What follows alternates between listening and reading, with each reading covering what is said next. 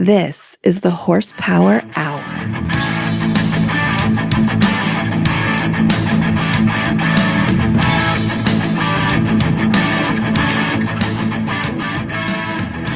Yes, hello and welcome to another The Horsepower Hour, the only podcast, boy, with the salvage title. Did you know that? Salvage title. Salvage title.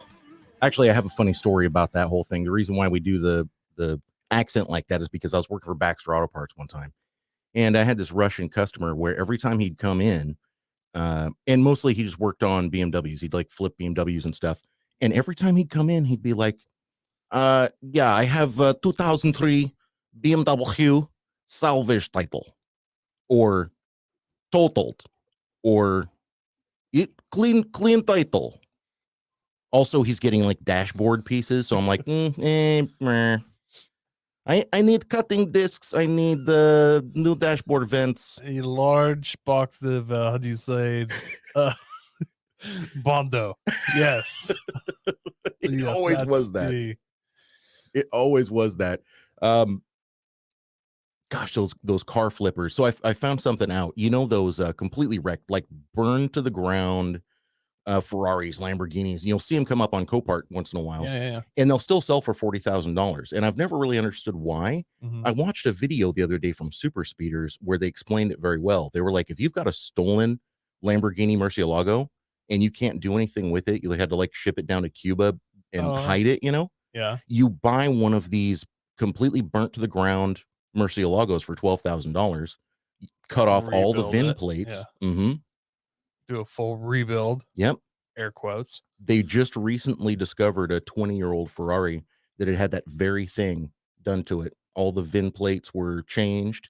It was titled, but it was a stolen car. How'd they figure it out? They find somebody miss a VIN plate or something? Because there's multiple VIN plates, and the only ones that they used were the ones in the door jamb and the one on the dashboard. And that's enough to get you a long ways. But once they start checking chassis numbers and engine codes, I'm guessing it got sold to somebody who took it to Ferrari and needed some work done, and then somebody checked something. You're probably right. Darwin's joining the show. Darwin Bonk, thanks so much for being here, man. Yeah, but I found that fascinating. I mean, it's not anything different really from what we did in the past, where like if we're trying to build like a dune buggy and you want some kind of a VIN for it, find a Bug, find a Dodge Caravan, find an Omni. Yeah, as far as the DMV is concerned, it is what's on the registration. Exactly. Doesn't matter how many feet of tubing has replaced how many pounds of subframe. Right. Especially like rural DMVs, especially in Oregon. I mean, if you pull up with a Dodge Caravan with the top chopped off of it, they just kind of roll their eyes and give you the stamp, you know? If they even look. Well, yeah, that's a good point. Yeah, I wouldn't even drive it there. I'd just come in with my registration. Mm-hmm. Like, they don't care. Well, Coy, tell me about your week. What's been good? Dude, it's been hot, and I've been working, and it sucked. I've come to realize I actually don't like working. Oh, yeah. Work for fucking losers. Mm-hmm. Only idiots work. I agree. Oh, you know what? Concur. Working is peak poor. Peak fucking poor. Yes. I don't know why I'm still doing this. I'm literally just trading little chunks of time of my life for money. There has to be a better way. Well, there is a better way. And that way is... We need to pick up like 9,000 more sponsors. Yeah. Like Sanium Powder Coating. Oh, dude. Sanium Powder Coating. Do you know how much I love the guys at Sanium Powder Coating? And Roy especially. How much? Every time I see Roy, I caress his beard. He tells me to stop, but I do it anyways. I can't. I can't help myself. I can't. I really can't. And just looking at the parts that they do, it is so incredible. Some of the stuff that he has going on. He had I don't know what scale it is, but it's the kind of train that you can ride, like the miniature steam engine trains where you sit on top, you know? Yeah. He just powder coated a couple of cars in that scale, and they look amazing, bro. They look amazing. You have to go and check that out. He posts those photos over on the Facebook page, facebook.com/Saniam Powder Coating. That's where you're going to find all the stuff they're working on, all their contact information, their phone number. You're also going to be able to find a link to their Facebook and their phone number in the description of this podcast. We are thankful and grateful to them that they are sponsoring this podcast. And if you guys need any powder coating done, there is only one choice, Santiam powder coating. Absolutely. And guys, like I say every week, we want reviews. Now I have one more thing I'm asking for you to do for me. Hand jobs. Since this is for you. 2 more things. Go give his page a like. Yeah. Maybe you don't need powder coating stuff right now. Maybe you will in a year from now. And you'll think, man, what was that one? Oh, come on. And you're going to go back through your pages. You're going to find that. You're going to give him a call. Yep. And just support us, support him. Go give his page a like. It takes you 5 seconds and it's free. Help us to help you to help yourself. Yeah, by helping us. Well, Coy, it's the end of an era, buddy. On Tuesday of this coming week, as we're recording this, it's Sunday. Of course, Tuesday we release the podcast. So as of the release of this podcast, the Festiva that producer Nick owned and loved and destroyed will be off of my property. The fuck out of here. I was looking so forward to doing things with it, and then the surgeries compounded on themselves, and then I got under the car and I was like, well, this thing's fucked. Well, you didn't get under it. You drove it down the road and was like, wow, I almost died again. That was step 1. Step 2 was me going, man, maybe it's something simple to fix. Nope. Oh, Roy is joining the live stream, actually. Tell your wife, tell your friends. That's right, son. In that order. Yeah, so Festiva is going down the road, but Jake is just about ready to get started on Project Patina Colada. Yeah. If anybody has forgotten, it's that 1940 Chevy coupe, 2-door coupe on a Chevy A body chassis. We think it's an A body. It kind of matches up. It's got the same size disc brakes in the front. It's got a GM10 bolt in the rear. So, I mean, things that are common to the A body. And he's been gathering up parts for months. And I think that we are just about there. He's got his 5.3 set. He's got the clutch, the transmission, that's all mated together. So he's running an AR5 transmission on that. And the AR5 transmission, that's going to come out of the Chevy Colorado and the Pontiac Solstice and probably a few other vehicles that I'm not thinking about. But apparently that is becoming a very popular transmission to use with V8 swaps. I would think it would be. I mean, it's a 6-speed, right? It's a 5-speed. No, it's a 5-speed. I thought those Solstice had a 6-speed. Or is that maybe they do, but that's just yet another transmission. That could be. Yeah, I think the red lines and stuff had a 6-speed for some reason in my mind. But okay. Yeah, I mean, a lot of guys have V8 swapped all those Solstice and stuff. So, and Saturn Sky. So clearly it held up in those. Why wouldn't it hold up in everything else that you're trying to throw it in? Well, that's what I'm talking about. And some of these transmissions, I feel like they're a viable option as long as you're not going crazy horsepower. I always kind of have to stop and check myself because I look at it and I go, well, it's going to let go at 600 horsepower. That's kind of shitty. But then I have to stop and go, well, wait a minute. What exactly is it going to take for me to get this thing to 600 horsepower?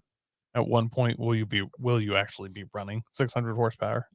That would be nice. But at the same time, am I going to run out and buy a $4,000 T56 Magnum?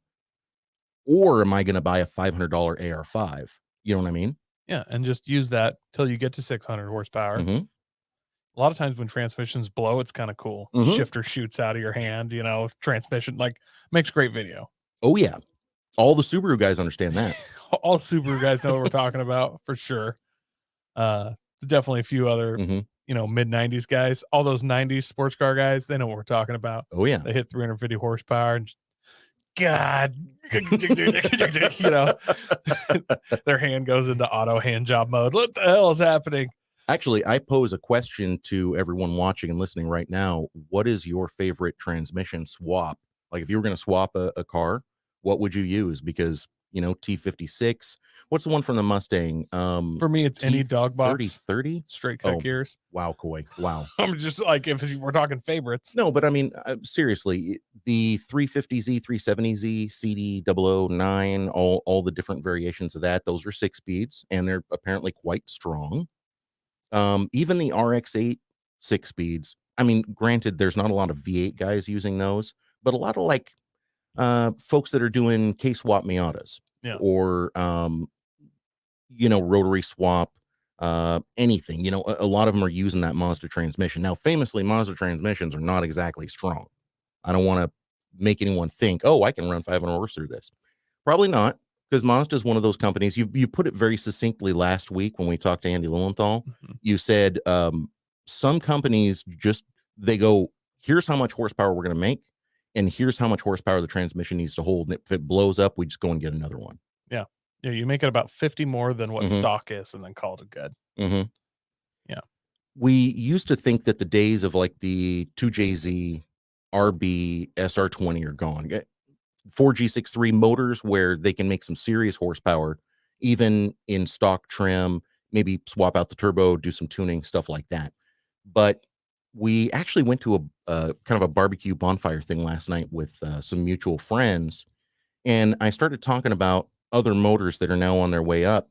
And I have to admit, the BMW straight sixes, going Yeah. back to like the E46, I know a lot of people are kind of dogging on the E46. They're talking about it having problems. The rear ends are not as strong as they should be for that car and some stuff like that. And I've heard that mostly from drifters. So if you're trying to road race it or auto cross it, that E46 would probably be a great option. But those engines are super strong. They make great horsepower. They take to the turbo easy. You know, when I was working for Horsepower Freaks and they were doing the 1,000 horsepower turbo kits, obviously you're changing the internals of the motor at that point, but their 600 or 700 horsepower kit, that's stock internals, baby. Stock head, stock everything. Do you remember there used to be a pro solo slash autocross guy? He wasn't real local to us, but he would show up at national events. It was a yellow, like M3 E46, super built, giant wing. I think he was running about 600 horsepower. Monster. Because why slicks. wouldn't you? Yeah. I know that the rear end on that was a weak spot because I watched him swap rear ends in between runs. What?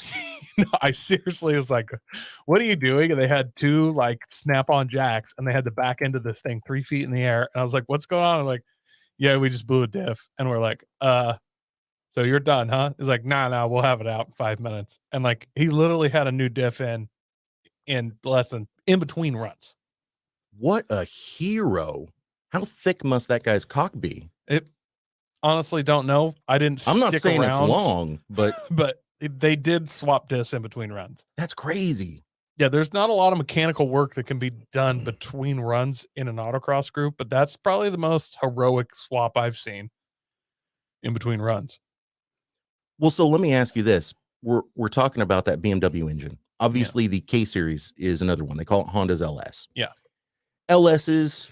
I also love, speaking of that, the guys are swapping K series into BRZs and making them good. 8.6.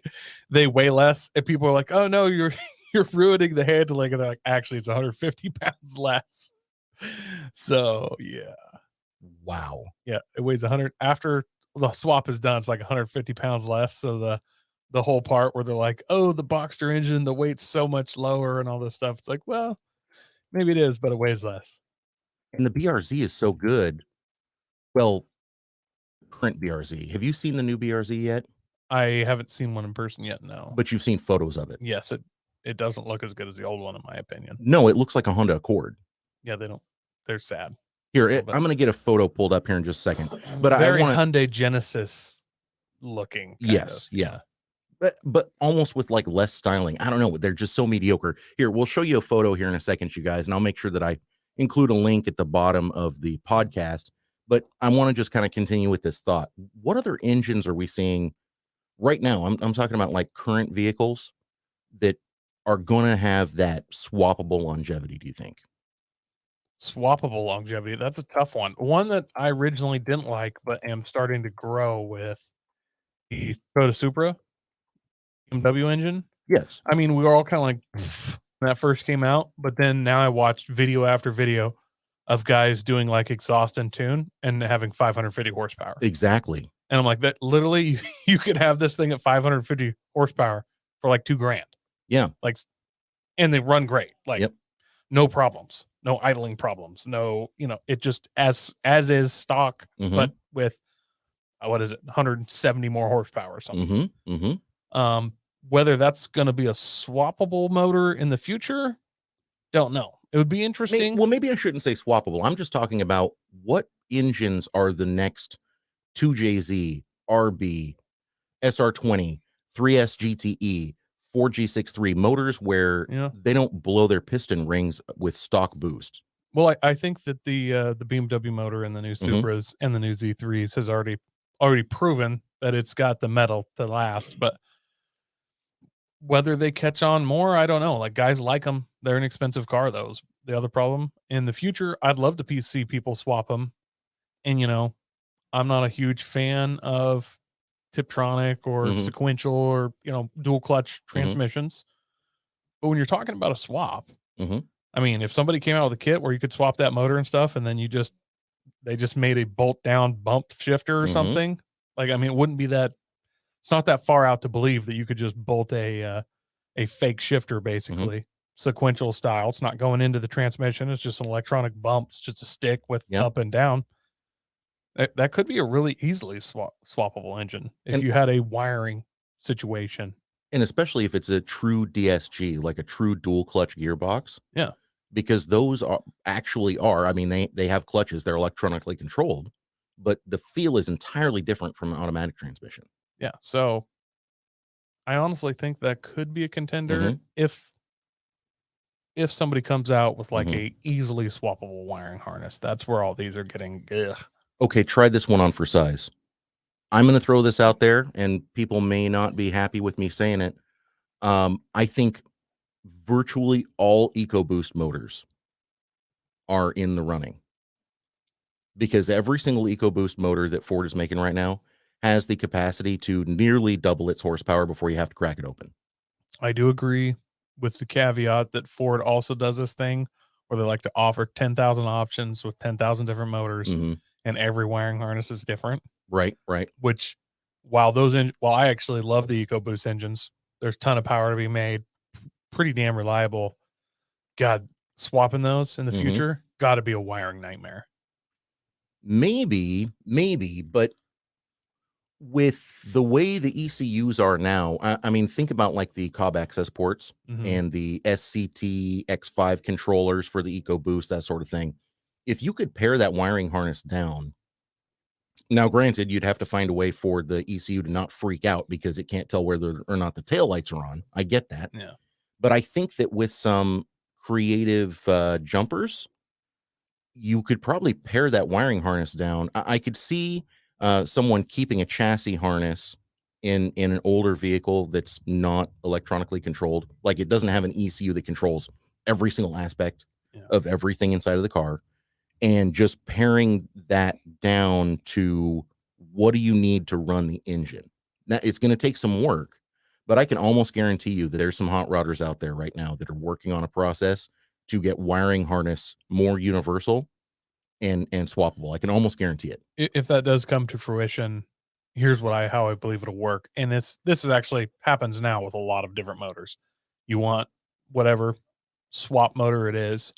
Someone goes, yeah, you want the one out of this car, this model, Yeah. between these years, because you know it's like to swap V6 2GR into like my car. It's like you want the Sienna minivan one. Sure, they came in RAV4s and Camrys and all kinds of stuff, but you want the Sienna minivan because of the wiring harness. Because the wiring. Okay. Yes. It can be done with others, but if you're up for a choice, you want Sienna minivan one. That's the easiest to get. So I think it'll be like, look, you want a double cab fleet F-150 between 2017 and 2019. Like there's going to be a wiring harness where it's like, this is the one you want out of these select models. And you're right. There are a ton of different EcoBoost engines. I think the 3.5, the 2.7 for V6s, and the 2.3 inline 4 out of the Mustang, the Focus RS, I think those are going to be the ones that people really gravitate towards because those are the most common versions of those engines. Right? Yes, no, yes? Yeah, no, I agree. I think the 3.5 will become massively popular to swap in whatever. All right. So let's take a look. Oh, well, okay. One more thought. If I were the head of Ford, the fact that there's not an EcoBoost V8, like a 4-liter EcoBoost V8 that revs to 8,000 RPM yet, the fact that there's not that, it's a travesty. There may be, because isn't the Raptor RR turbo V8 or something? I thought it was a supercharged V8. Is it? Well, could be. Yeah, I don't know. Yeah, I don't even know that's really released, but the Right. Bronco RR is supposed to have something hideous in it. which reminds me, I actually saw a TRX Ram for the first Oh, time. yeah. Saw it in person. I wasn't actually that impressed with the looks. They don't look that much different than any 1500 that's just some dudes lifted and stuff. And when I'm not a super fan of the way the 1500s look, period. I mean, it's got that roll bar thing as an option. Yeah. This one had that, Yeah. but it's just I don't know. I looked at it and I just thought, for as capable as it is, and for how expensive it is, Yeah. I'm just not that impressed with the looks. I fully agree with that. The looks, because the first one I saw, excuse me, I can't get my throat cleared here. The first one I saw, I kind of looked, and then I heard it, and then I kind of looked back, and I was like, no, is that TRX? And then I was looking, like, listening, I'm like, that's definitely a TRX. And I was sitting there looking at it, I'm like, it doesn't really look different than some dude that just put a 4-inch lift on his Dodge 1500 and kind of did some lights, and like, it just looks like a well done version of a 1500, whereas the Raptor looks like a Raptor. Yeah. And I know the Dodge is wider, but it doesn't pop like a Raptor does. No, it doesn't, because it's still very smooth bodied. The Raptor actually looks like it's a Baja truck, whereas a TRX looks like somebody was going for like a retro 80s look, kind of. Right. Like, it doesn't really look like a Baja truck. Yeah, that's what I'm talking the about. Sound, though. Oh, yeah. That part can kind of get me past it. Like, the dude I drove by me, I was standing on the sidewalk at work, and he didn't really get on or anything. I mean, he just left the light and was like, oh, yeah, that sounds good. I'm not saying anything about the performance, the sound. I mean, obviously the performance is there. We've seen that the performance is there. I wanted a little bit more pop, because it's like when you get a Raptor and you know that it has that extra performance and you see it, it's got the fender flares and it's muscular, and the wheels, even from the factory, look good, and it's got the graphics, and the TRX was just sort of like, hey ho. Yeah. I fully agree. I would have never guessed that the pudgy dude off of Milton from Office Space was Usain Bolt. Like, that's what the TRX is. Yeah, no, it's visually, they're not that impressive. No. They could have, especially considering that they were teasing it for, I don't know, 3-4 years. Mm-hmm. You think they could at least come up with a graphic or something. It would have been nice. They could have done a better job. It would have been nice. Flare those fenders a little bit, They are flared. I think they got 3 inches of flare on each side, but it looks factory. Yeah, it doesn't look like it's flared. Yeah. Even the Ford Festiva has a little bit of a flare. They integrated it into the body, Yeah. Starion, second generation Starion, the ones they call the quote unquote wide body. Yeah. It's just a little bit of that bubble. It makes it look rough and tough. It makes it look like it's something special. If I'm paying that kind of money for a truck, I want fucking box flares. Like, that's what I'm saying. Don't even screw around. I want it to look like it's okay if it looks a little amateurish. Like, did you bolt those on? I can see rivets. And I'm like, no, dude, this is top of the line. It's TRX. They're like, oh, okay. Yeah. And please do throw an agree or disagree in the comments, because I am curious where everybody else lands on this. If maybe I don't know, I've got my own thing going on. But we talked about how ugly the new BRZ FRS is. I actually think the BRZ looks a little bit better. So let's do a quick side-by-side comparison here. Let me get the new FRS up too. I just don't. Is it FRS or GT86 now? I'm confused. Maybe it's 86, 86. I think it's 86 GT or something. Yeah, they kind of changed it. I mean, they really kind of all look the same, I guess. I mean, they have some subtle differences. I think I might like the Toyota a little bit more, but I don't know. So it's headlights and bumpers, if that. Let me go ahead and pull up the BRZ. I want to take a look at that. And this is from the Subaru website. These are photos that make the car look absolutely the best it possibly can. Now, I want to point something out. And the first gen Dodge Vipers had this exact same problem this car does. Put your hand up and just look at it from the front fender forward. Mm-hmm. How do you like it now? It's super aggressive. Yeah.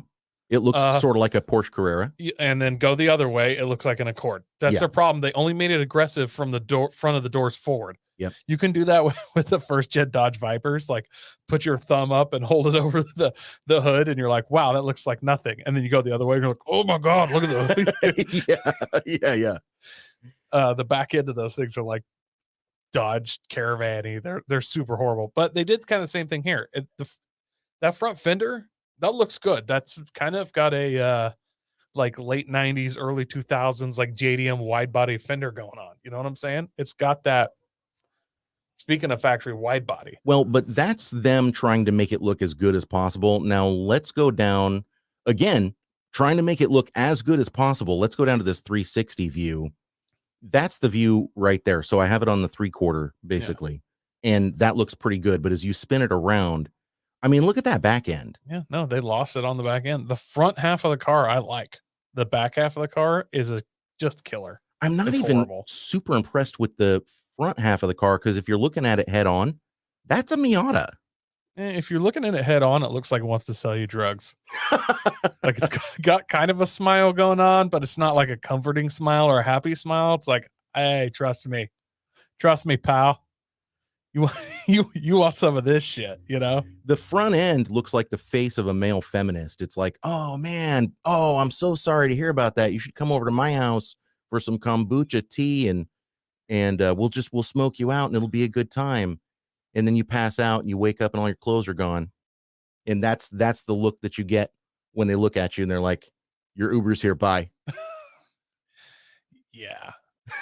Yeah. No, the old ones look better. I'll give you that for sure. Here's I like the Toyota. Those front fenders. Do you like the Toyota front end better than the Subaru front end? They're really not that much different. No.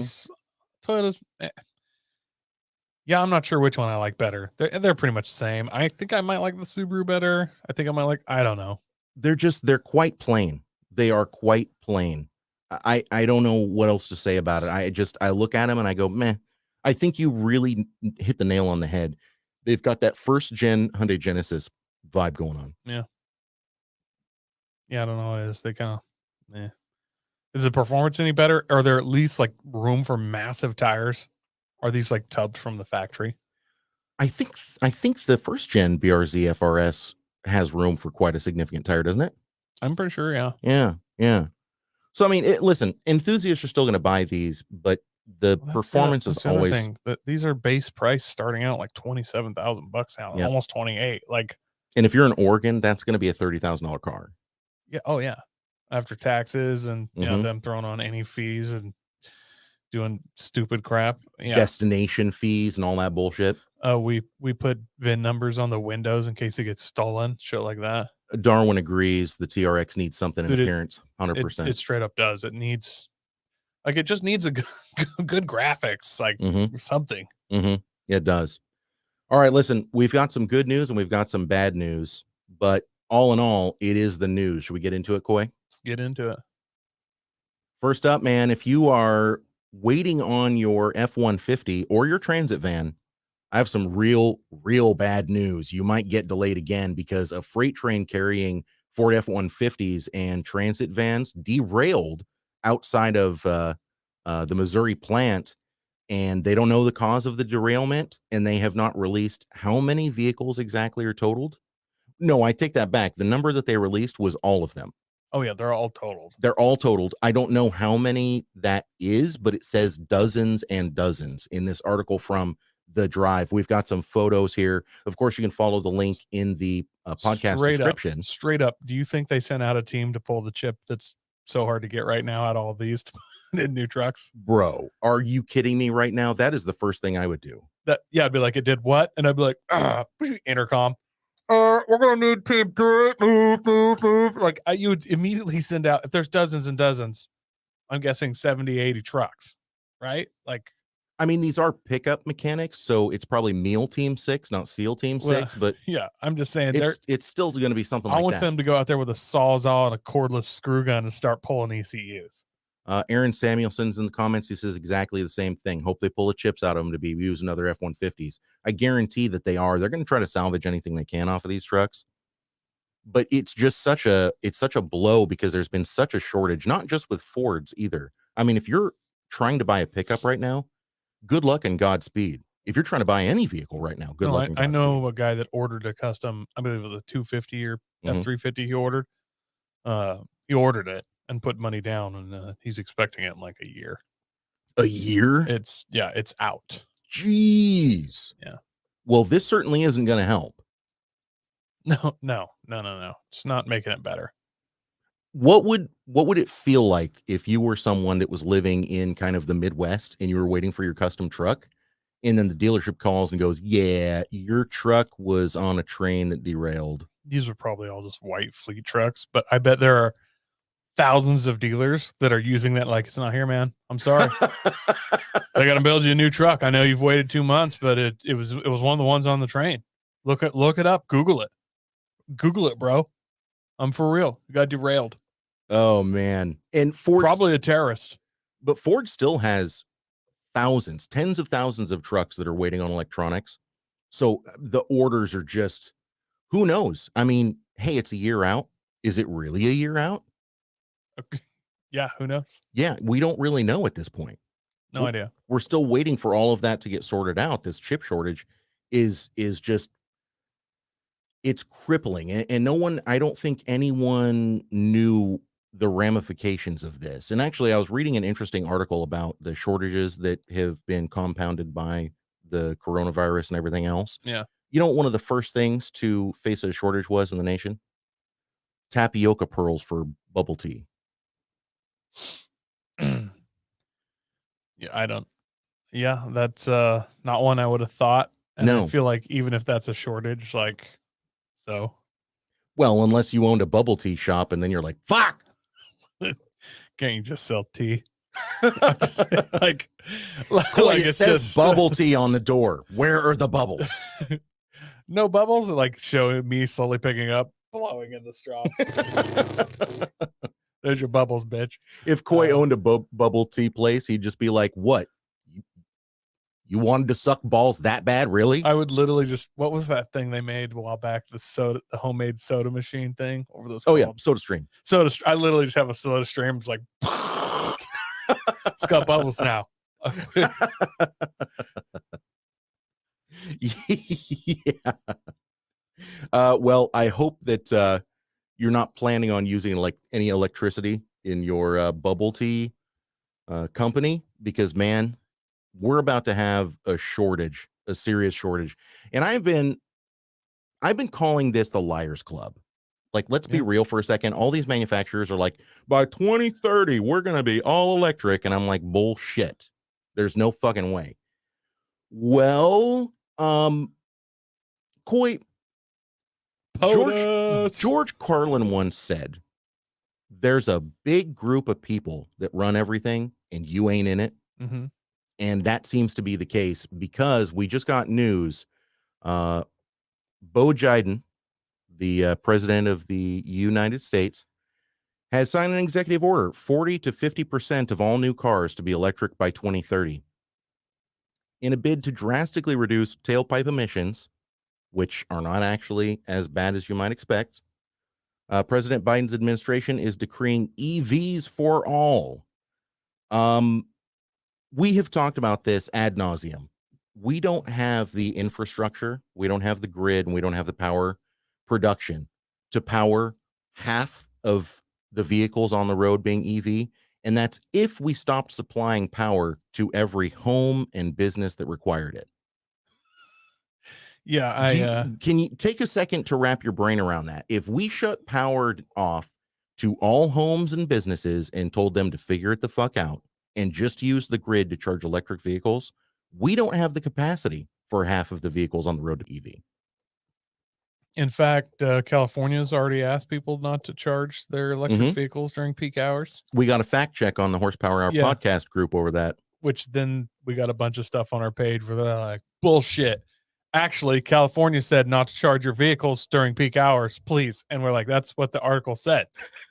Like, what the fuck is a... Yeah, that great job fact checking. we were right. Stop. Like you can't. Well, I don't know if I didn't even check. What was it, a Breitbart article or something? They're just like liar. No, it was a screenshot. Yeah, I don't understand why we got fact checked, and then they're like, actually, the truth is what you said. Yeah.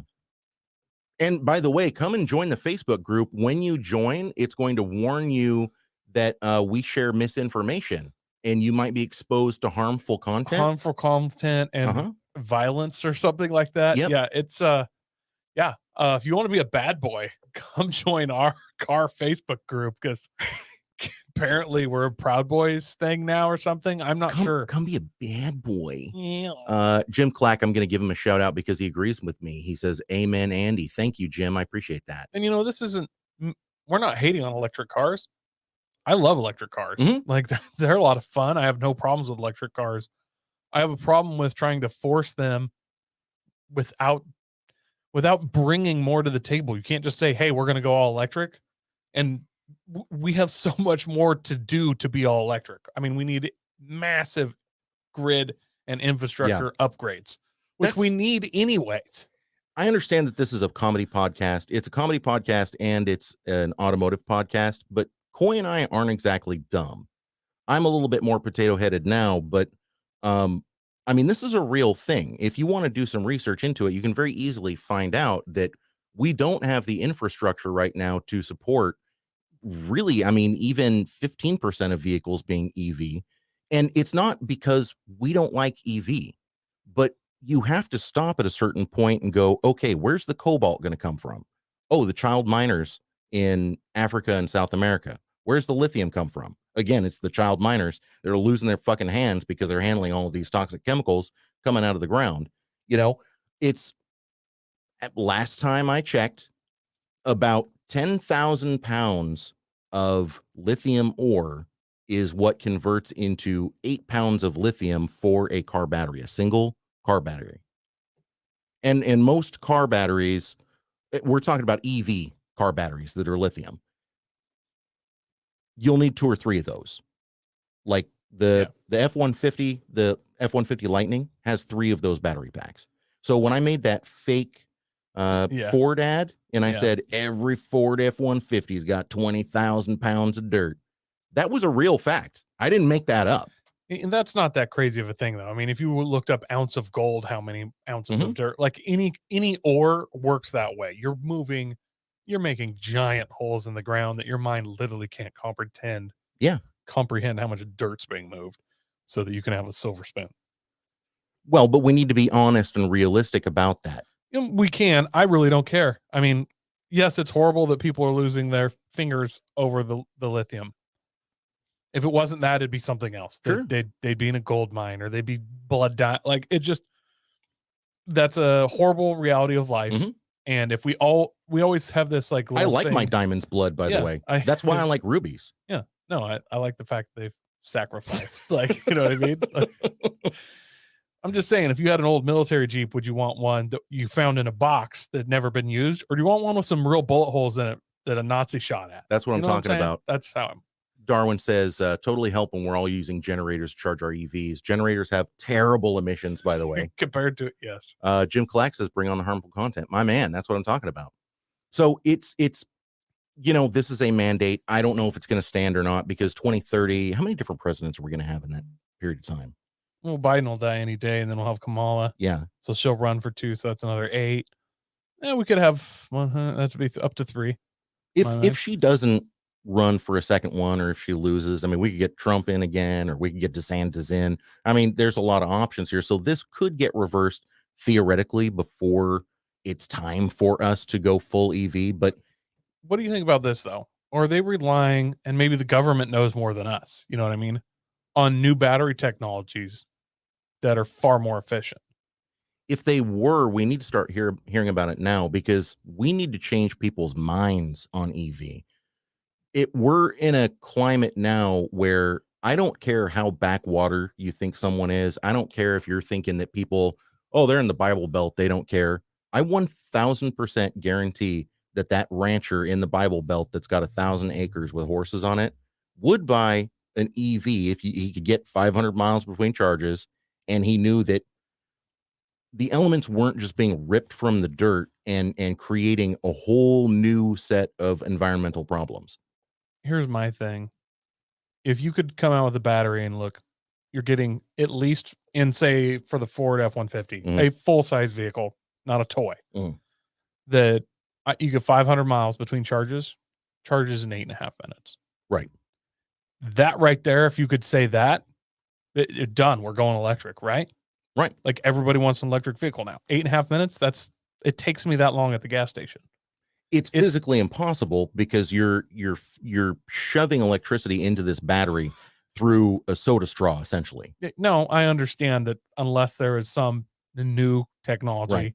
and then we built an entire infrastructure of these massive capacitors that could jam this electricity in. Like, it's not there. But if somebody said, look, why we want to do this is we have a new battery technology and laid it out like that, wouldn't you at that point go, oh, okay, that makes sense. Let's work on the infrastructure. We have the battery. Let's go. Like, then I wouldn't be saying Liars Club. I'd be saying, what's the next step? Where do we go from here? Let's throw in some nuclear power stations. Let's build a grid. Let's start putting these stations. Yeah. But right now we have Tesla quick chargers that take 45 minutes. Yeah. That's like the only grid for electric cars we have. And it's as awesome as it is. It's sad. A long time ago, Honda built a prototype generator that ran off of natural gas, and it was able to separate the hydrogen out of the natural gas, save that in a separate tank. It was able to generate electricity by processing the natural gas that was coming in, and then all of the hydrocarbons or other carbons that needed to come out of the natural gas, they ran a pipe, I think it was 30, 40 feet into the ground, and that was just emitted down into the ground. And it's carbon, dude. It's fucking carbon. It's dirt. It just it goes in and it's fine. They had that in 2010, 12, something like that. Hydrogen cars haven't caught on, but Honda has a patent on that generator, quote unquote. And I don't see how that's not the future. Well, it's simply not the future because everyone would have them one in their house. And it would, I mean, we can turn this into a conspiracy really quick, but I mean, you really think cold fusion isn't available? No, I don't. Of course it is. And there's no reason we all shouldn't have a cold fusion generator, I don't know, the size of a card table outside where our meter is, that runs our house for 17 years before we need to do anything with it. There's just no reason. Fluoridated thorium, something like that, a fully sealed. Looks like we're not going live on Twitch. That's a shame. That is a shame, but that's okay. Yeah, we'll still keep rolling. Sorry, we started talking about cold fusion and the stream started getting shut down. That's so weird. Didn't expect that to happen. Moving on. It's all the proof you need. We're getting out of our comfort box, but yeah, it's you can message us. Well, it's all the proof you need to know that we're living in a simulation. Yeah.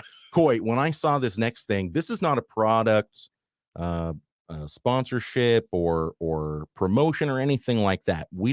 I don't know the people over at this company. They're called Trackwing, but I saw it and I knew that we had to talk about it because it just looks fucking ridiculous. Are you have you seen this yet? Have you looked at this at all? I haven't seen this brand. Nine Lives Racing had been experimenting with this, so I thought that this was their idea. And I apologize to audio listeners because I am going to mute this so we don't get copyright struck.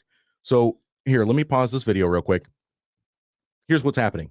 There's a wing with huge, gigantic, think like GoPro mount suction cups. Bigger though. But much, much bigger. Yeah. And literally they just took this wing, slapped it on the back of a car, and now they're starting to pump the air out of these suction cups. I don't even know what to think about this, dude. So first of all, if you want to run a big wing and you can't commit to it, then this kind of on you. You know what I mean? On the other hand, I hate to say this, but I kind of like I like the idea. I like the ingenuity of this. Like, hey, there's no holes. You stick it on, you race your whatever fancy Porsche or Doctor, you go home, you take it off. You don't have to go to work with a giant carbon fiber GT wing on there. On the other hand, yeah, I don't know. And I kind of like the idea of it for testing. That's where I like it. Like, if you had these mounts and you had 4 different wings, or you wanted to let a buddy run one, pretty sweet to yank your wing off and throw it in a buddy's car and see how it does. Or if you're running a particular class of autocross where you can't have aero. Yeah, and you could pop it on and off. Mhm, Yeah. mhm. I mean, there are benefits to it, but on the other hand, God, it's so lame. Like it just goes against. This would be like a suction. Like if you had a body kit that suctioned on and Mhm. made it look like you had Mhm. race trim, that's kind of how I feel about it. It's like, oh Mhm. yeah, like just grow a set and drill holes in your trunk and bolt your wing on like a man. Uh, Darwin says, what happens when a drunk crashes into your cold fusion generator outside your house? We all die. And frankly, that would be a sweet Well, relief. I mean, technically it's a cold fusion generator, so nothing happens actually, just nothing. Oh, well, that's fair That's enough. the point of cold fusion. Darwin also says, looks like what they use to handle large sheets of glass. 100%. He's exactly right. Jim Clack says there are suction cups for moving large sheets of glass. No reason they wouldn't hold so long as your surface is clean. Yeah. I agree with Jim there. And we'll get into the cons. I want to go through some of the pros, though. It's everything that Coy just said. Slap it on, run it. If it has an effect, that's great. It'd be fantastic for testing. Fantastic for testing. Before you do any hard mount anything and you're trying to decide if you want aero on your vehicle, this would be a great way to go. I mean, we can all admit that if this actually worked, that would be a fantastic way to go. And I'm not saying that manufacturers don't already put wings on their trunks. However, you are producing so much more downforce with a wing like this than you would be with like a molded duckbill on the back of a car. I do worry about whether or not the trunk lid would be flexing, all of your weather strippings getting compressed, that sort of it thing. absolutely is. But I mean, if you're running a legit giant wing like this at 100 miles an hour, you could be making 500 pounds of downforce or something. Like, I mean, that's a giant wing. That's Right. huge. I mean, that's past the mere 6 inches on each side. It's a large wing. So if you have a reasonable wing, I mean, you could be making some insane downforce. But I mean, so it's not, yeah, all that stuff's going to flex. But I mean, honestly, if you and me stood on the trunk of a car, I don't expect it to explode. Sure, right. Maybe not the best for it, but I mean, I expect it to hold that up and we'd be pushing probably over 500 pounds. So Sure. I don't see any reason this doesn't work. I Coy's like saying that they if have we both stood on there, I'm not 500 pounds by myself. well, I mean, it's a Oh, live. fuck It's live. you. They can tell how much you weigh. Fuck you. The camera adds 10 pounds. That's why I stopped eating them.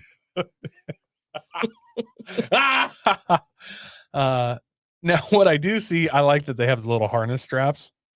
Yeah. In case it were to fail, it stays with the vehicle and Yeah. you drag your ultra expensive wing down the road, grind it to nothing, instead of it just flying through the air and maybe landing in grass or the windshield of another car.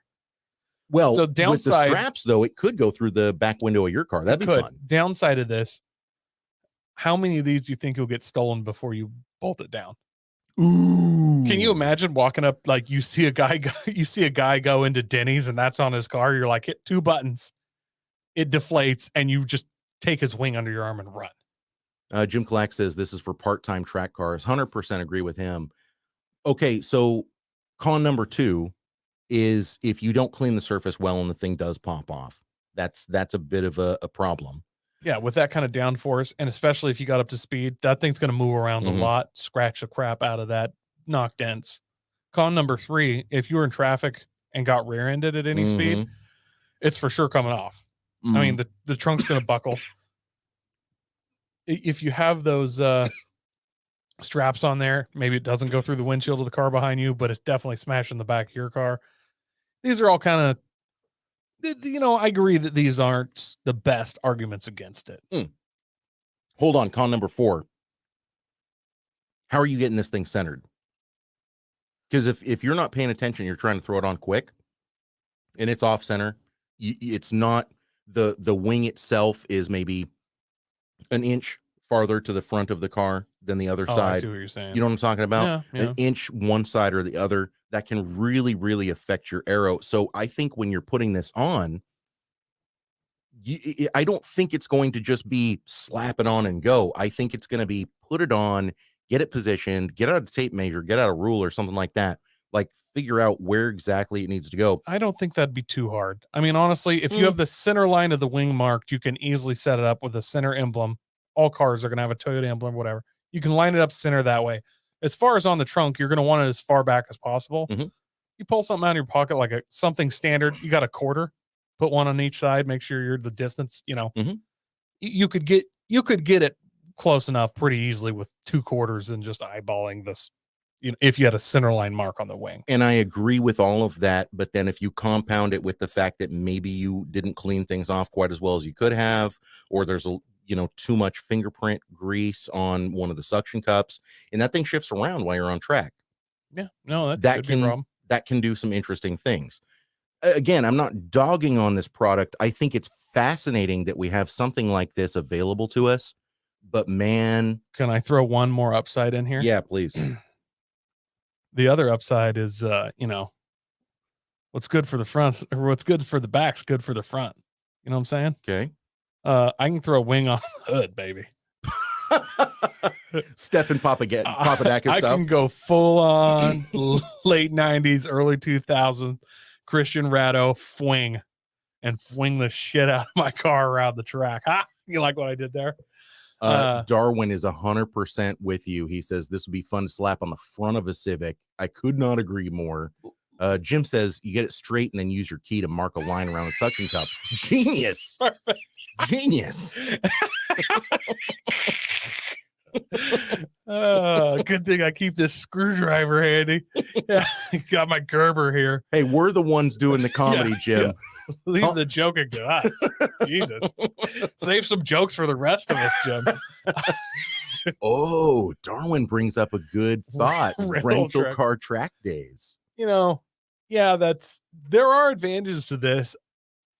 There's an advantage to a lot of things. Like, a lot of these like chick foo drinks, like a pina colada with 9 pounds of pineapple and shit hanging out. Yeah. They're fucking delicious. I also look like a douche. Yeah. You know what I mean? Like, so I can't just roll in a bar and be like, hey, like I'll start getting hit on by a bunch of other dudes. So there's a certain look, I agree. This is all good. Like, I like this, but there's some downsides and it looks horrible. Now, the fact that I would straight up run a wing on the front. Yeah. Like I would and seriously, it's been done. And by the way, Quay's the kind of guy where he'll order a Cosmo at the bar and he'll ask him to put it in a pint glass. Yeah. I'm drinking punch or something. It's a red beer. It's a pink beer. It's a pinkish red beer. No, seriously. I mean, look up Christian Rado. He drove for Scion. Well, he was a drag racer turned time attack racer. Oh, was it Christian Rado? It was Christian Rado. Oh. Built a beastie Scion for time attack. The thing went crazy airborne, like massive jump through the air and landed it. And they built up giant towers on the front and ran a huge wing on the front of this thing. Monster wing. And they called it the Fling. This was like 2003. I don't know, 2005 maybe. I found a photo. Let's go ahead and get it pulled up here. If you guys are tuning into the podcast, I love this car so much. I'll get a photo in the description. But yeah, no, it's got a giant front wing on it. Like right in, like he's looking kind of barely under it. Yeah. I sure do like big newtons. Yeah, I was about to say the same thing. This wing in the front is dangerous and inconvenient, but I sure do love downforce. Yeah. Yeah, no, I mean, you've got a lot of potential here to do a lot of different things. And something that I will definitely hand to Track Wing, these wings look like they're infinitely adjustable. That is one thing that I've noticed is, man, they have got a lot of slots to be able to move that wing around and really dial in the amount of downforce you want. And that is impressive because they've already kind of taken that into account. People are going to need a lot of different downforce variables for a lot of different vehicles. So they're trying to make it as universal as possible. And why can't we throw this on the rear glass? You know what I'm saying? Like if you have that much adjustment, I could put this at the top of the rear glass, get that wing way up in the clean air. Yeah. Like I would actually Chaparral style. Yeah, I would like to do some testing on this. Like, why couldn't you put this on the back window of a coupe? Right. Or a fastback? Well, probably because you want to keep your glass intact, but I think the glass is probably just as strong as the metal, as long as you're not blasting it with, impacts, but just actual pushing on it like that. I would be surprised if this wing could generate the downforce to shatter the glass window. I mean, can you imagine a 350Z instead of sticking that wing out there? You basically have it on the roof of the car. Mm-hmm. Honestly, I'd say put it on the roof of the car, but I've sat on the roof of cars and I know how much weight they can handle, and it's not as much as you think. Now, I'm not exactly sure what all is included in this because they do say that it's a track wing vacuum mounted system. For $4.99, it is just those suction cups. I promise you. I think you're right. I think Absolutely you're right. promise you. But for $500, that's not the craziest thing in the world. No, that a legit wing like they have pictured there, that's a $1,500 wing Mhm. at least. So if you've got the money to dump into one of those wings, no, I'm joking. But all I'm saying is, like, it's not exactly going to break the bank if you do want to try this out. No, it won't. And honestly, if it's a car that you're not really sure you want to run a wing or it's a lease, you've leased a Porsche, getting those holes you drilled in the trunk fixed or turning it in with those holes in the trunk is going to cost you more than $500. Oh yeah, for sure. So, as much as I want to hate this, I actually like it. There are merits. Do the merits outweigh the downfalls? Not for me, at least not for like I'll hard mount a wing. Screw Sure. it. I don't care. Call me Rice or whatever you want. I want the biggest, baddest wing that will functionally work. Right. Now putting it on the hood. Now we're talking. Now we're kind of leaning into these suction mounts again. Darwin says that giant wings going down the back of the Miata. Yep. I can see somebody doing that for sure. Coy, I think it's time to move on to our OLAF. Were you able to find out anything else about this? I didn't find anything new other than just what was in it. But well, let's go ahead and talk about it because it's fascinating still.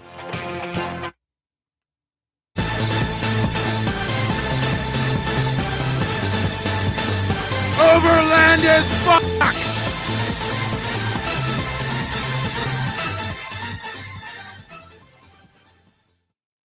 So, the Morgan Auto Company. Yeah.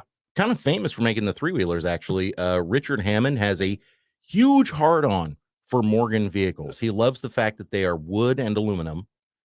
And, Morgans have a little bit of the Caterham look going on. They're lightweight. They don't need a ton of power, but they're very old world. You know what I'm talking about? They got like an old Jag look going on, old Rolls Royce. Yeah. And the long fenders that turn into steps. And the build, Coy, their chassis consist of wooden components.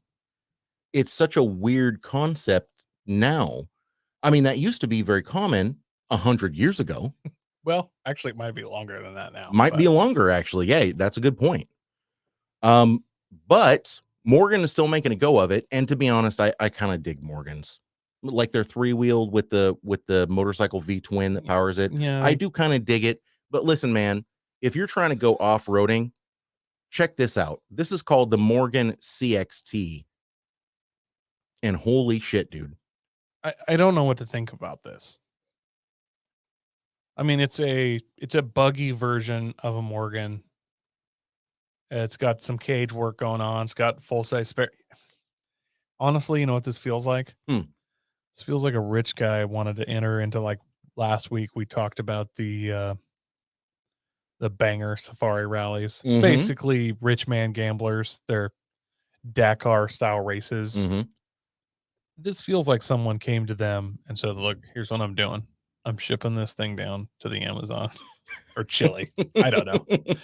I'm going to off-road the daylights out of it. What can we do? And they did it. And they're like, can we sell any of these? Like, that's this. It feels like they're looking for a question that you know what I mean? Yeah. Like, this is the answer to a question they've yet to discover. Yeah.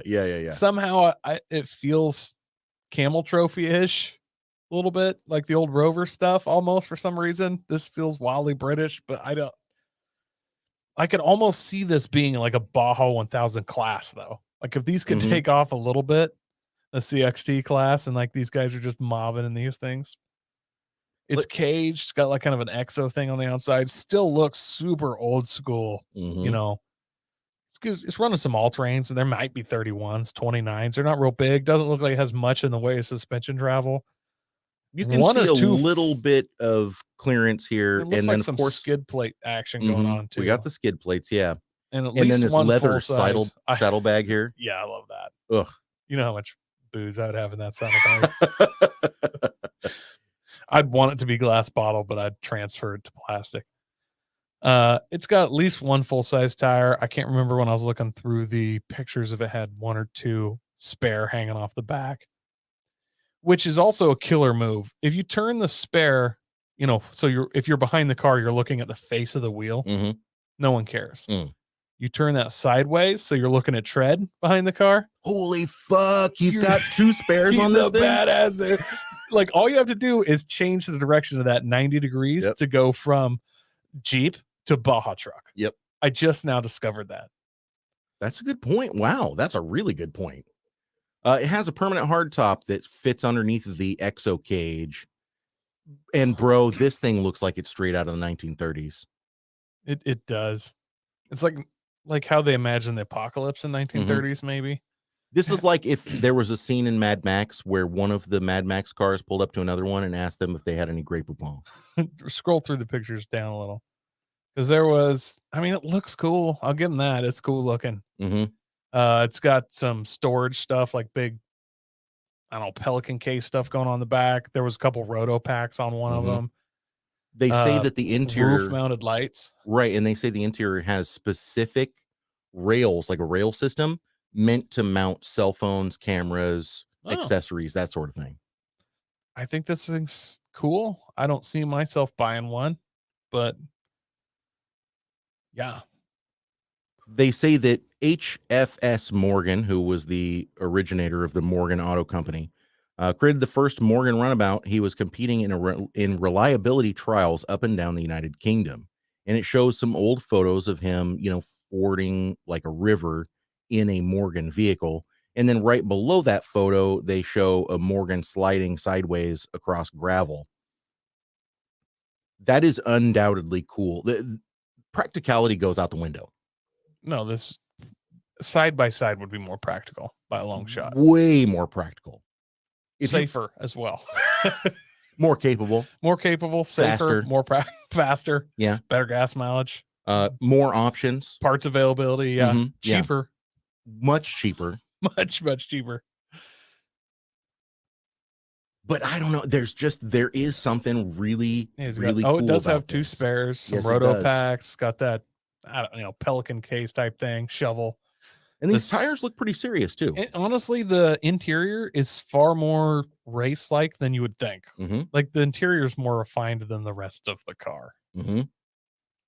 And they do talk about how it has off-road specific suspension. And we get a good shot. A lot of skid plate action going on. Yeah, we got a good shot of the skid plates here. It looks well done for, considering. You know what this looks like, Coy? It looks like someone that built it for a gambler. I'm just being totally honest with you. Saying. It's like a rich person dude built it for the gambler. Like some rich dude built one or had them build one, and they're like, "Oh, let's see if we can sell some." All right, so here's the ultimate question. We don't have a price for this yet. Oh God, how $100,000? yeah, for sure. How many of these are actually going to see any dirt or gravel, for that matter? Like I said, I feel like the first couple are rich guys that buy them to enter them. Saudi Arabian prince that's like, I will take two. Yeah. Yep. I don't know why I had a weird accent like that, but yeah. He takes a couple in turbocharged. I will take two, thank you. Salvage title. Salvage title. Trans-Siberian race. Yeah.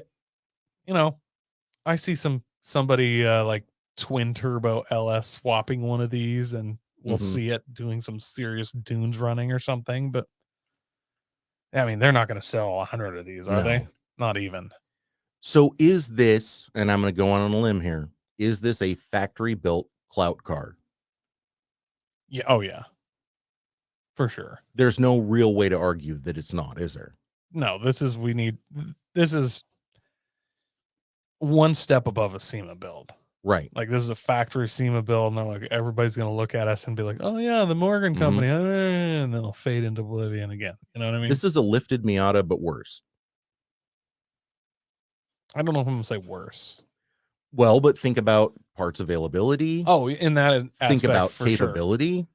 No, it's worse in that aspect. This is cool. Like, I like it. Don't get me wrong. It's cool. I'm not saying that it's not cool. I'm just saying if you put this next to one of the off-roadified Miatas and you said, okay, We have parts for these cars in the availability that they're available, and now we're going to have you run the Baja 1000. I would bet my money on the Miata before I bet my money on this. The problem with this is this question has already been answered by the Ariel Atom buggy. Yes. Like that's a thing. Yes. So why would I when that's available? Probably cheaper. Well, honestly, the question with this has already been answered with every side-by-side. But yes, the Ariel buggy, you're 100% right. But this is just, and we're not trying to take away. Is this overland as fuck or not? Oh, absolutely. As overland as fuck as possible. If they could put a rooftop tent on this, which it does have a rack system. So one of these will get one on there. That's the only way to make it more overlandy. But yeah, it's among the top overland shit I've seen. Because when we're talking about something that's overland as fuck, it's came factory with roto packs.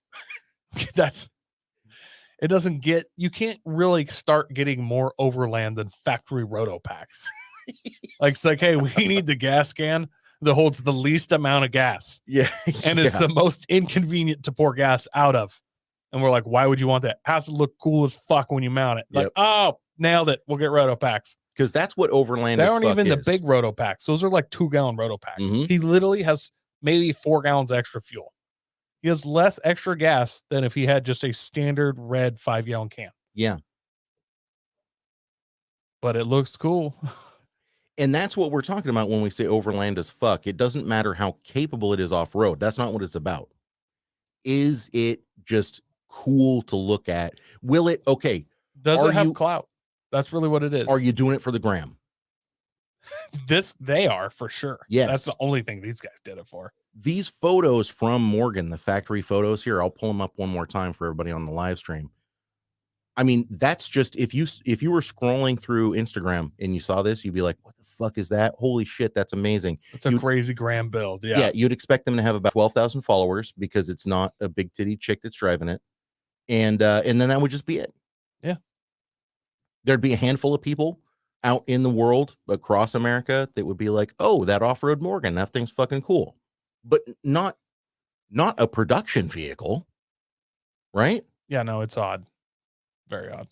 Can you explode that picture on the bottom left? I want to see. Is that bottom left? Yes. Okay, there's another Morgan. That's what I wanted to see. Yeah. I question whether or not they were able to drive up this. It looks Photoshoppy, but I don't know. The gray with the bronze wheels looks really, really good. This weird tan that's almost pink. It's like a salmon mixed with a tan. I could almost do that color if they hadn't thrown the white door on there. I don't like it at all. I don't like that color at all. I mean, I suppose I could do it, but if it had black wheels and that door wasn't white, I could almost be there, but there's 1,000 better colors. My argument with this one is if it's going to look that goofy and have that goofy paint scheme, it needs to have crazy horsepower.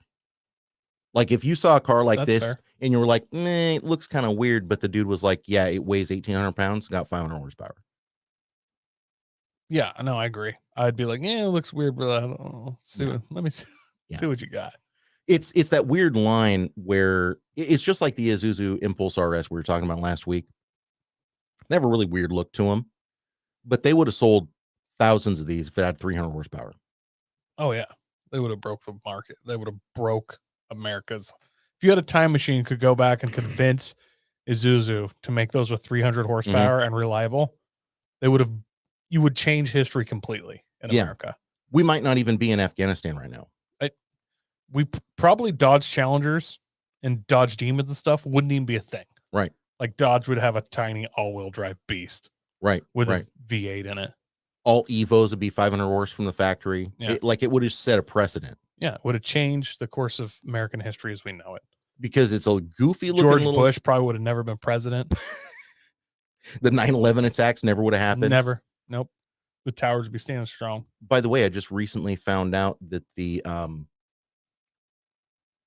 Bin Laden mansion in California is for sale now. Nice. The Bin Ladens have not lived in that mansion since Bin Laden took down the Twin Towers. Yeah. So they've not been back to that home, but now it's finally on the market, $16 million. Wait, Bin Laden never came back to that mansion after the towers went down? Well, because, Bin Laden was behind the attacks. It gets, we're not going to go down that road. It gets a little weird. I don't know why this pod's going conspiracy. It's like, it can't help itself. Maybe we'll just do an episode. Just be like, hey, we're going to get on this conspiracy train. We're not saying we're staying on the train. We're not saying you have to get on the train, but we're just going to go for a little ride and then get off. Yep.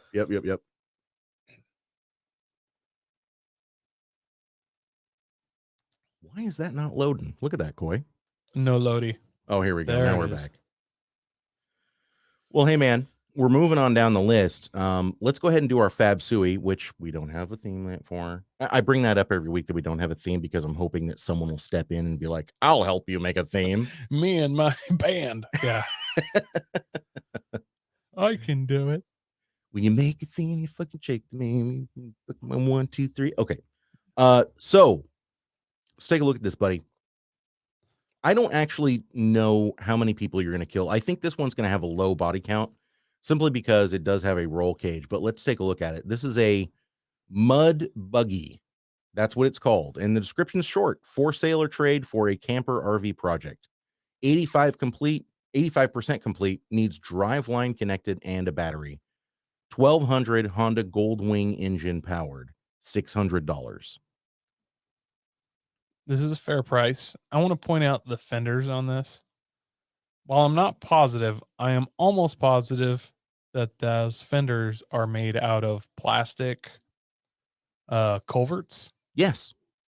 Nearly positive that's what those are, plastic culverts that he's cut to make fenders. I can almost guarantee it. Let's go ahead and look at the front end here. This is a Volkswagen front end that's been shortened, is it not? It does look that way. Those tires, though, are certainly tractor tires.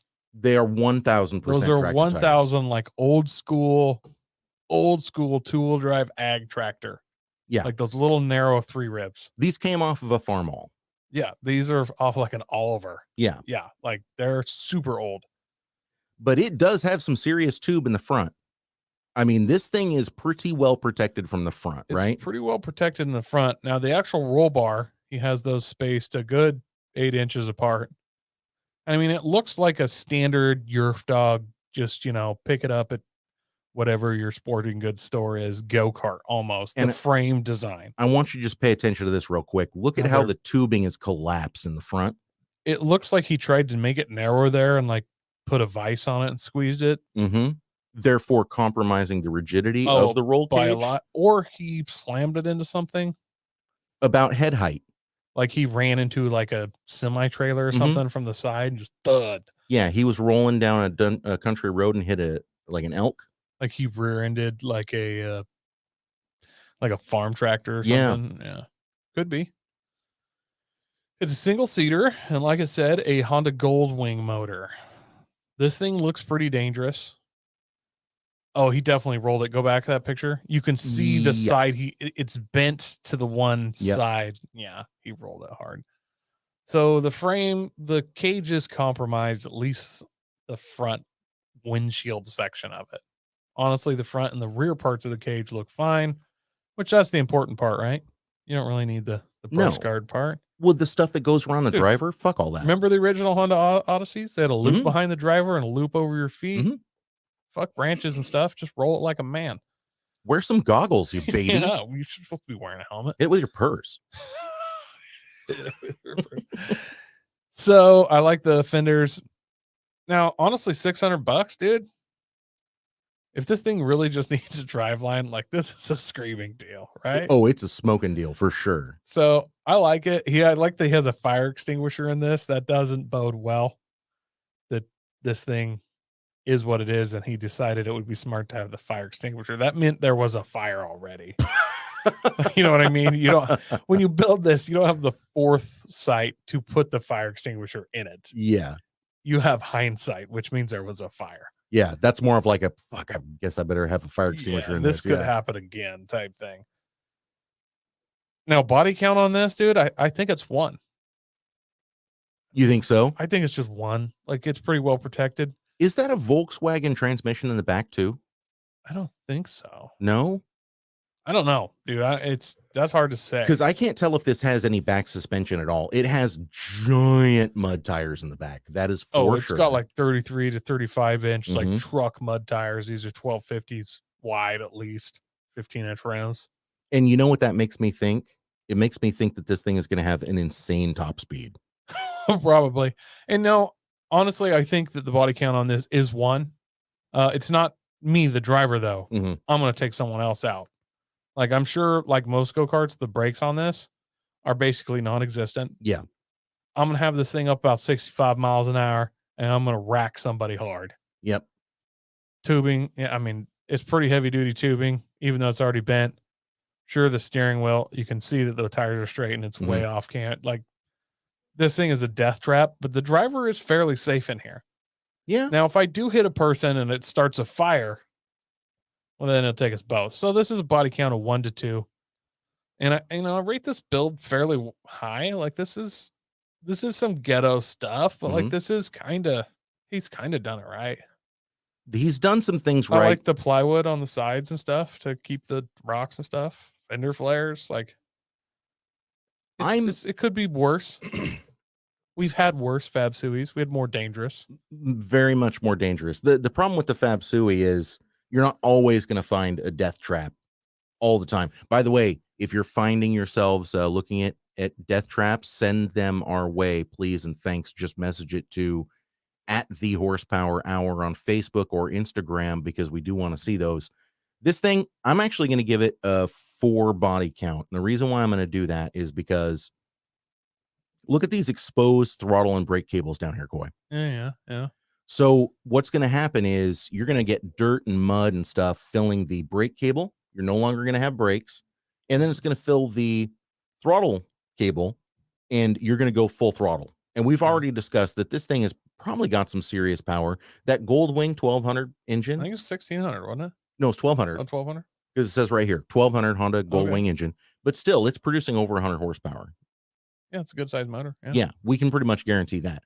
100 horsepower in one of these means that you are going to get up fucking quick, okay? And when that throttle sticks and there's nothing you can do about it except for hold on, and there's no brakes, any crowds, you're going to be at Mudfest, yeah. okay? It'll steer to its own crowd. Yeah, you can close your eyes and just let it happen. You're going to be waiting outside of the mud hole. And you've obviously been drinking all day, maybe even smoking some meth because you're at Mudfest in Sweet Home. Yeah. Okay. Yeah. So you're fucking ready and raring to go, and people keep yelling, do a burnout. So you're over there and you're trying to do burnouts, but nothing's working quite right. Okay. And you're waiting for your turn in the mud hole. What do they call them? The bounty hole. Bounty hole. Okay. You're waiting for your turn to go into the bounty hole. And these guys are trying to force you to do a burnout, all right? And people are milling around. They're all drunk. They're not paying attention. These trucks that are running through the bounty hole right now, they're loud as fuck. They can't hear you coming. So you're trying to do a burnout for these people. Throttle gets stuck. Brakes don't work. All of a sudden, you're doing 40 miles an hour and you don't even know what's happening, okay?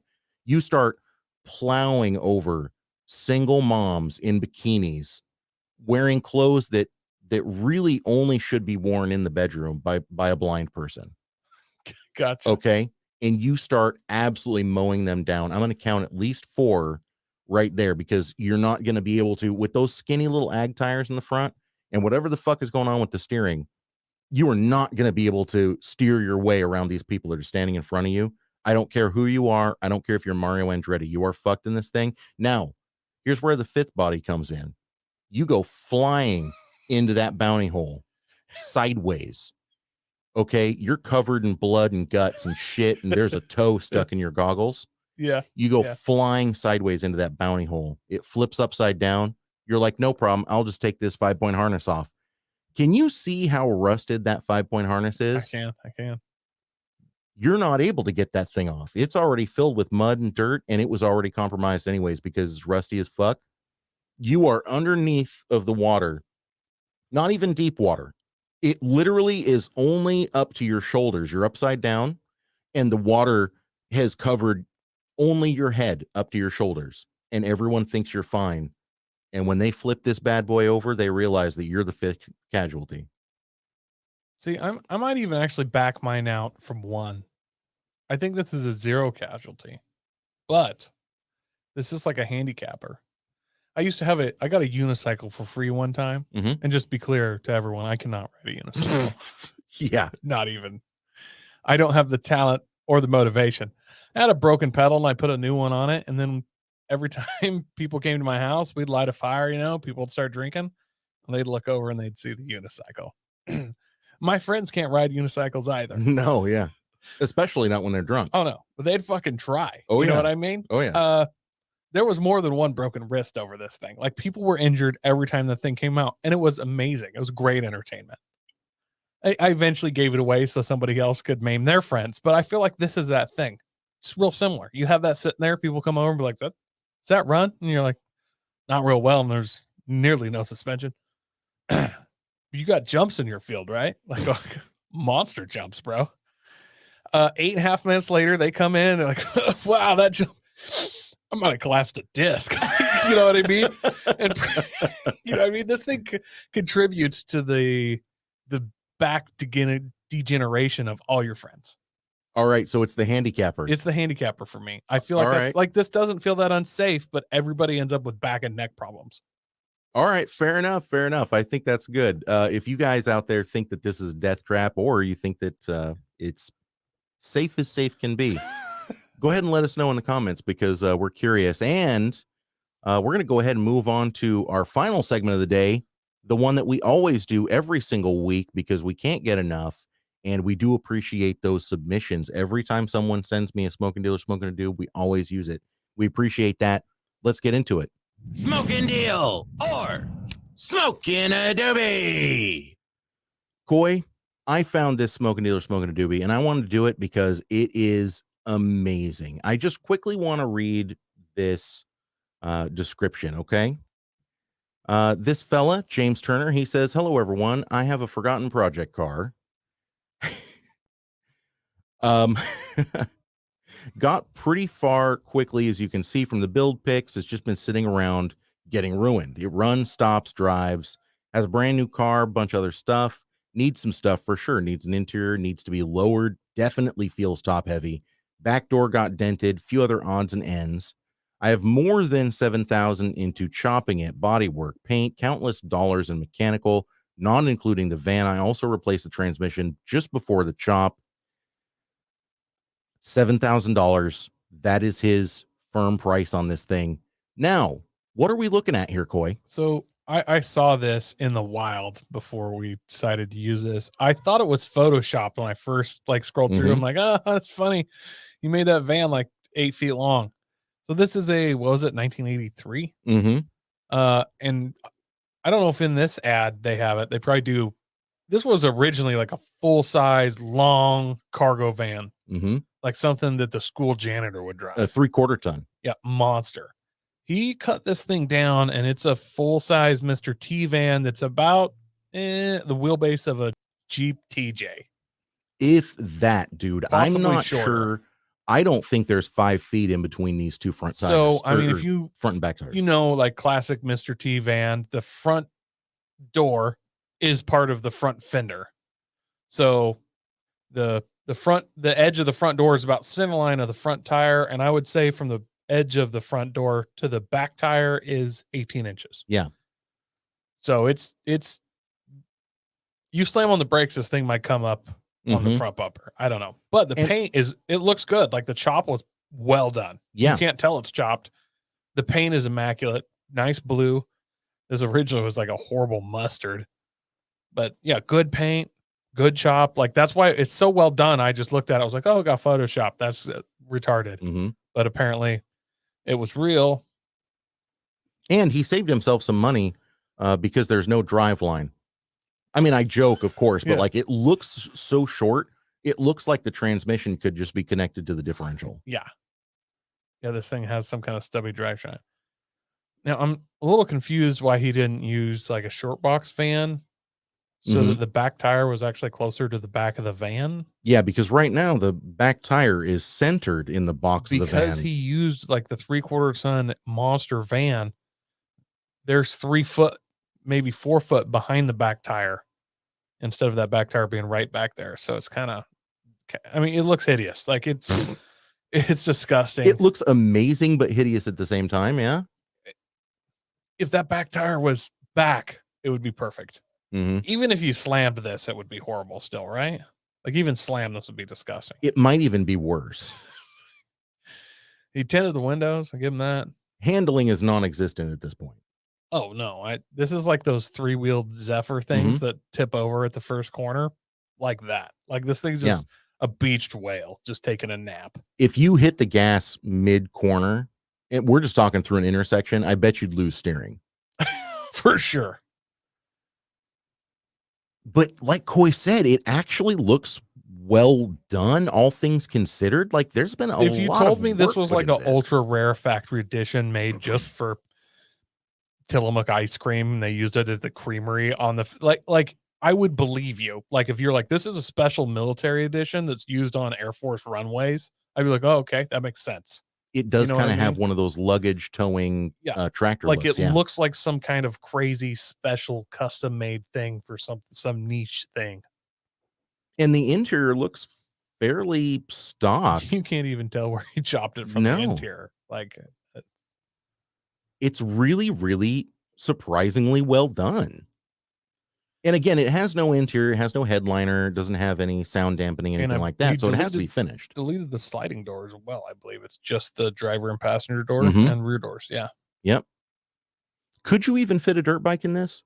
I don't know. Maybe. It'll fit a couple of pit bikes. There's no logical use for this thing. No, there's no reason to have. Like he wants $7,000 for it. If he puts it up for 2, someone will get it and gamble it. That's all I can. You know what I mean? Oh my gosh, look at the mid-build photos, Coy. Holy it looks better smokes. in primer, honestly. It looks more on brand in primer, that's for sure. It looks very, hey kids, you want some ice cream? Hey kids, you want some free candy? I got a bike back here. You want to pet a puppy? Oh, and here's the perfect photo. So this is mid-build. It shows just how much of the van's been cut out. And it's a ridiculous amount. The entire sliding door section. That is wild. I mean, he cut out 7 foot of van. That is wild, bro. I swear this is an old school van. So much work put into this. And that's the reason why it's a smoking dealer smoking to do. Because listen, you put a ton of work into something. That doesn't mean you're going to get your money's worth back out of it. But honestly, it might be worth less now. Oh, yeah. Yeah. Just because you put work into it doesn't mean it was worth more now than when you started. Because a full-size 3/4 ton van, like shit, you could turn that into an RV. I mean, and that's actually a good condition van. Like maybe somebody's got a drywalling company and they want a van. You know, this might not even be long enough for you to sleep in now. I don't think it is. It is so shortened. It is unreal. There really is only one logical use for this van that I can tell. It's for putting a really, really fat fucking motor in.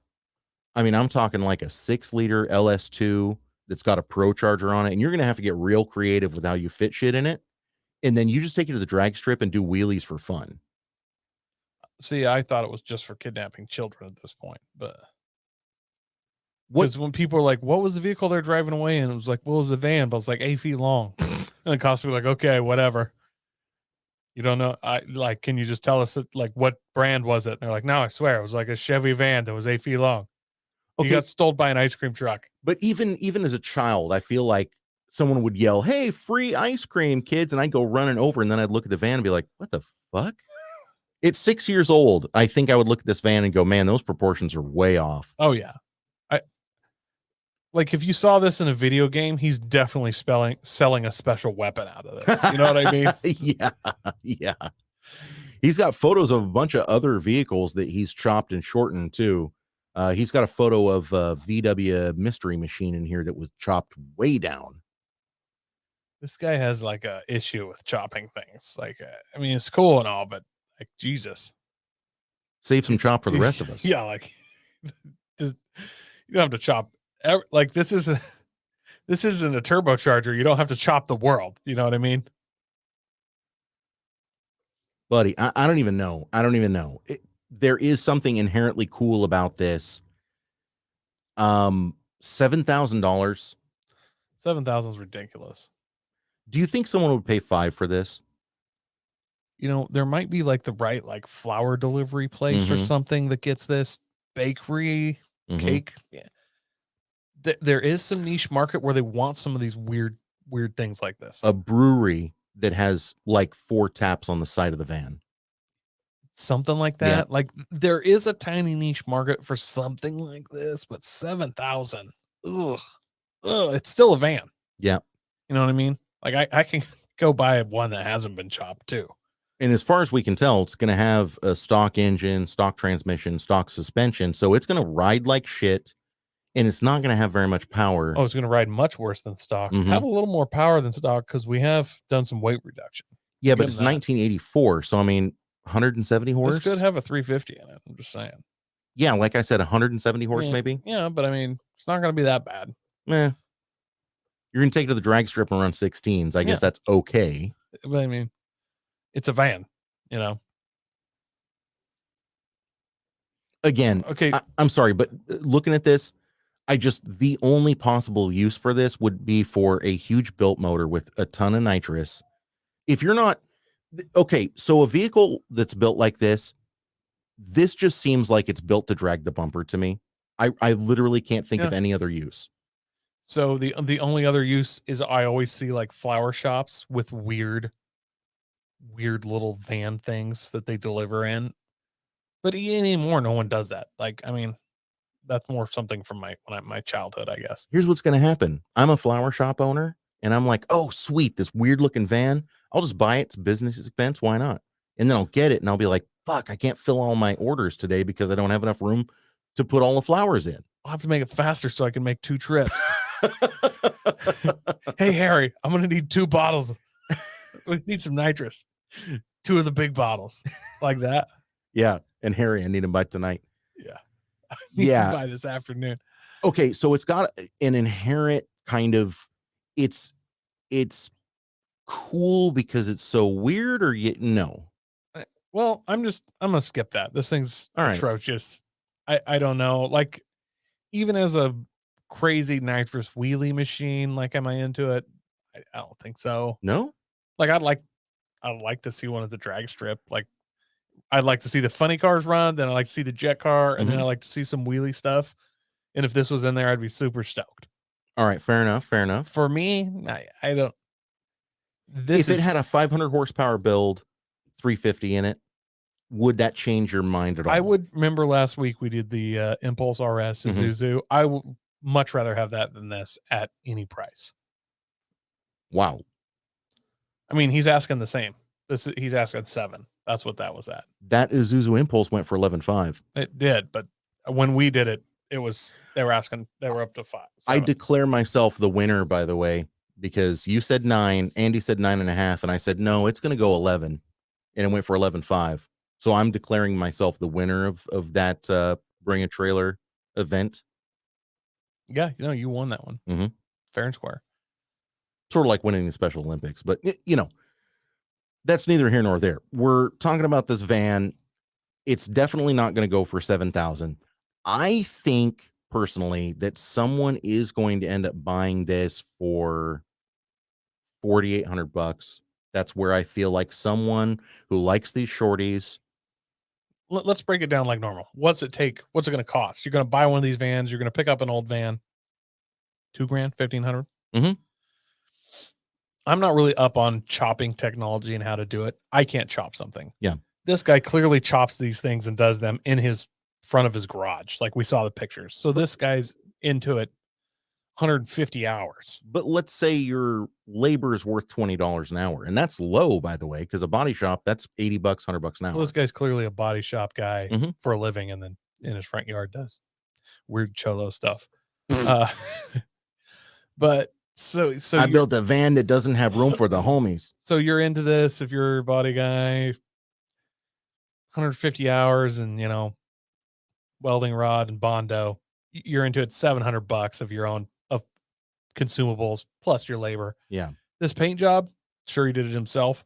You've seen the masking pictures and stuff. Looks like he did a decent job, but I mean it's He did in his driveway. Yeah. So it's a $600 paint job. Yeah. So I don't even feel like we're really into the $7,000 range of what you have into it. I know he said he put a new transmission into it. That means nothing to me. Yeah. Everybody says that. He's trying to recoup some labor at $7,000. Yeah, that's kind of what I'm into. You're never going to recoup your labor Yeah. on a project. You're trying real hard to recoup parts. Yeah. It's a good day if you recoup all your parts money. Better day if you recoup your tuning costs. Right. But labor, we don't even pretend to recoup labor. So for me, his price on here is insane. This is going to sell for 3,800. That's my number. Wow, you think so? It's useless. I mean, for all intents and purposes. If that back tire was farther back, it would look cooler, and then I'd bump my price up. But he picked the wrong van to chop. He should have chopped a shorty. But I get it. I guess it's he had to take the entire slider out to make this work. And if you had a shorty, then you would be too short. You know what I mean? Yeah. But speaking of too short, like if this thing were 2 feet shorter than it already is, that might actually add a little bit, right? It could. It would look better either way if that back tire was at the back bumper. Sure. So I'm going 3,800 on the high side. For me personally, if my neighbor had this, holy crap, the price gets low. Yeah. It gets sub gambler. Yeah. You know what I mean? Like, because I just have no use. Yeah. Like, you can't take this out on date night. It's literally useless. Yeah. Yeah. I mean, it's a 2-seater. Like, it's now a sports car seating arrangement with none of the pros of a sports car. This is sub $1,000 for me. Like, if he has it for $1,000, like, I send it to some buddies. $750, I think, is me, where I'm like, okay, so I got $750. I'll take it. Yeah. Because you got to think, dude, DMV fees, it's going to cost me $150 to get this in my name.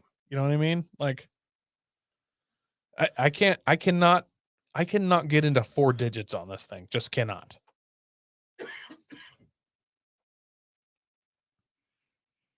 I'm holding fast. I think he's going to get 4,800. I'm not willing to say 5,000. 7,000's off the table. So, but I will say, 48. That's room to move. But I'm curious on what your number is. It's in the neighbor's yard. You walk over and be like, look, man, here's what I'll do. It's not quadruple digits. You're right. But however, if it had a sign in the window that said 99.9, I think I would look real hard at it. Like if it was sub 1,000 by even $1, I think that would be in my wheelhouse, because man, I've had a lot of $1,000 vehicles and they were garbage. This thing actually looks pretty clean. It's completely useless and it needs so much, and possibly dangerous to drive. This could be a FabSui. I haven't been in this, but I'm guessing this thing's so top heavy. Like, what? Okay, let's explore that a bit. What's your scenario? What makes this a FabSui? What's the scenario where people start dying? I pull into the intersection and flop while I'm trying to turn into a Safeway. Oh, that's it. Well, it's a van, so it still weighs. This still weighs 3,800 pounds. So I flop it at 20 miles an hour mid intersection, slide this up the ADA ramp into God knows who's standing there banging on that sidewalk button. The only thing that stops me is the street light pole. You know what I mean? Wheelchair ain't gonna stop this. Strollers doesn't slow down at all. Yeah. You know what I mean? So this could be a FabSui. Like, I haven't driven it, but looking at it, I feel like this thing is just rollover prone. Yeah. Like scary rollover prone. I agree with you there. That's the whole reason why it needs to be sub 4 digits, because you know that you're going to ruin this vehicle. Arguably, it's already ruined, but yeah. The first thing I do in this, though, I want to see if I can get on the brakes hard enough to get the back tires off the ground. You might have to pump it. We've seen that with the Nissan vans. I may have to bounce it a little bit. Bounce it, yeah. But I think I could. Even with that stock horsepower, you might be able to bounce the front end off of the ground. And get the front end up, and then call up a couple of our big buddies to stand all the way at the back on the back doors. Maybe don't lean on the back doors because those could pop open, but just get a couple of our real big buddies in lawn chairs all the way back at the back and tell them, all right, hold on tight, motherfuckers. Yeah. So yeah, that's what I'm saying. It's like $750 because the amount of useless this is, I have to take DMV fees into consideration. Like he doesn't have plates on. I'm gonna have to buy plates. Yep. I would Dude, go. I'm gonna be $300 into DMV fees since I just realized he don't have plates. I would go $9.99. Truly, honestly, just for the weird factor. I'll drop $1,000 for the meme. That doesn't bother me. Koi's looking for all of you that aren't watching on live stream. He's making faces at me where he's just like, nah, man, it ain't worth it. $1,000 is clout money for me. Like this is not clouty at all. Not There's even, no clout here. It's anti-clout. You know what I mean? Yeah. I get out and they're like, wow, that's little dick energy right there. You know what I mean? All right, fair enough.